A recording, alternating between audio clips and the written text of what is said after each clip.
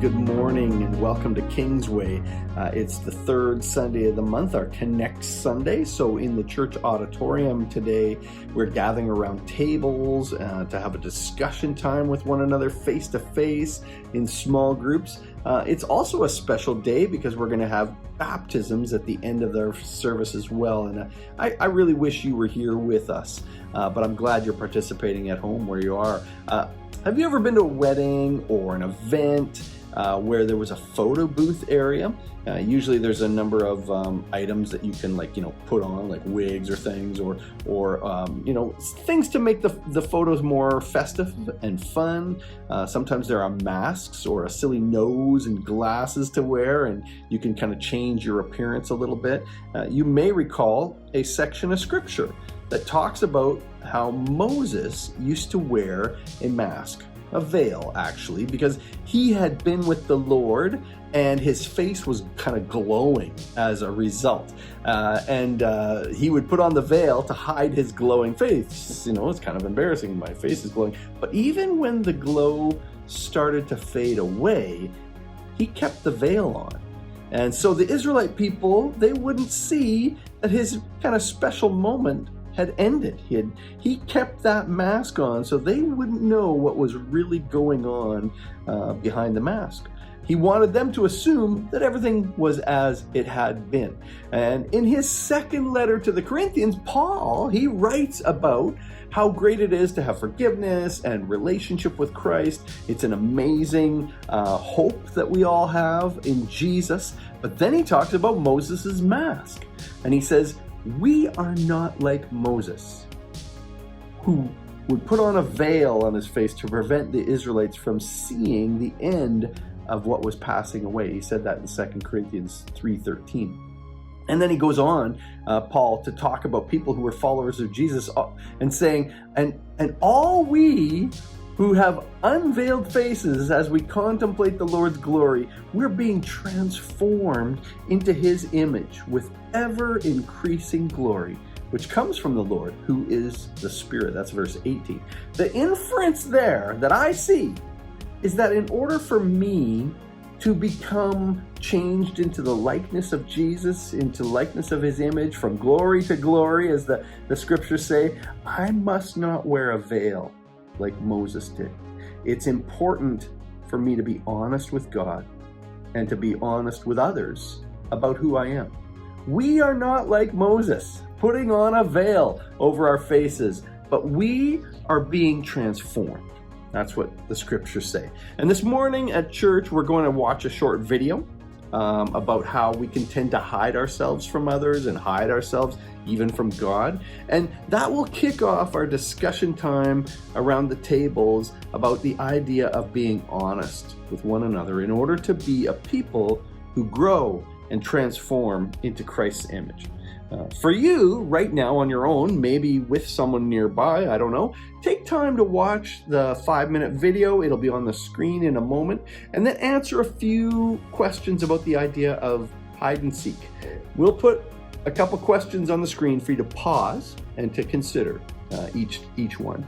And when you're finished thinking through the questions, take a moment to thank God. Thank God for his grace in your life, and then contemplate that he is so glad to be with you, and he is even more glad to forgive you.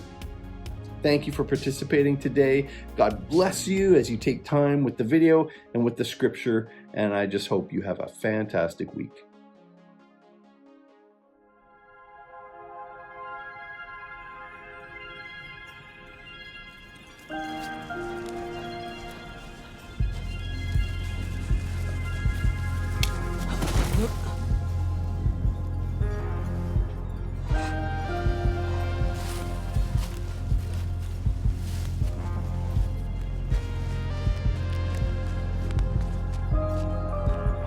Do you remember playing hide and seek?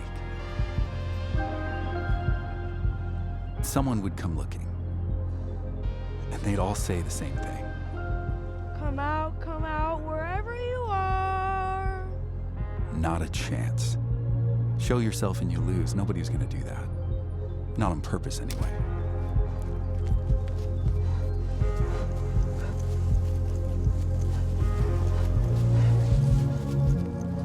Some kids weren't so good at the game. But I guess I just always found the best spots.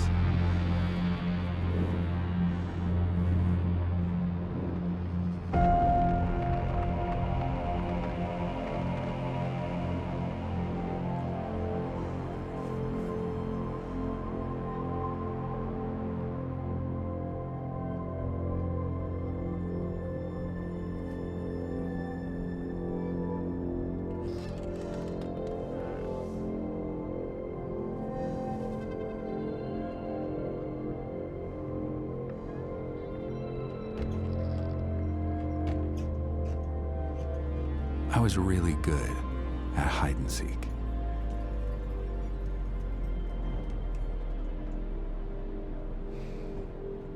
There were nights when I'd hide so well that I didn't know if anybody ever find me. Part of me would just want the game to be over.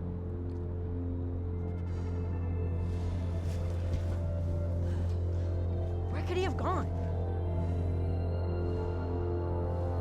I'd be tempted to call out, "Here I am." No? You see anything? No? Let's go this way. But in the game, being found means losing.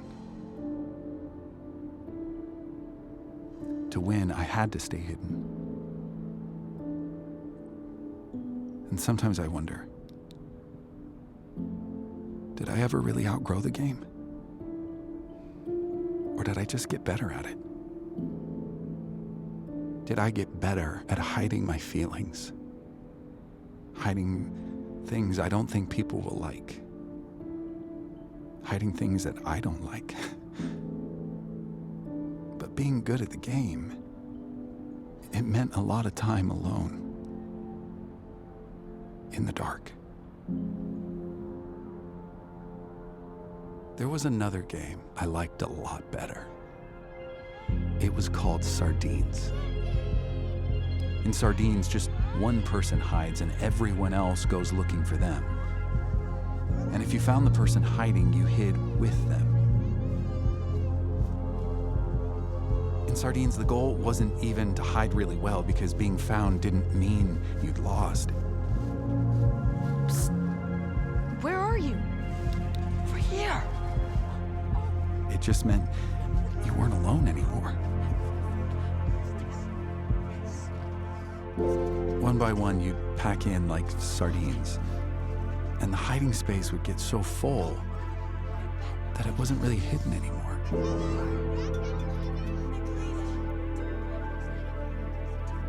Way back in the garden, when Adam and Eve tried to hide, God didn't go after them, taunting them.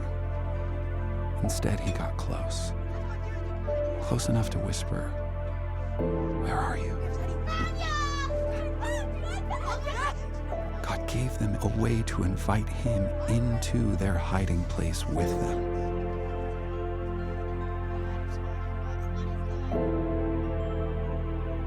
I've always been really good at hiding.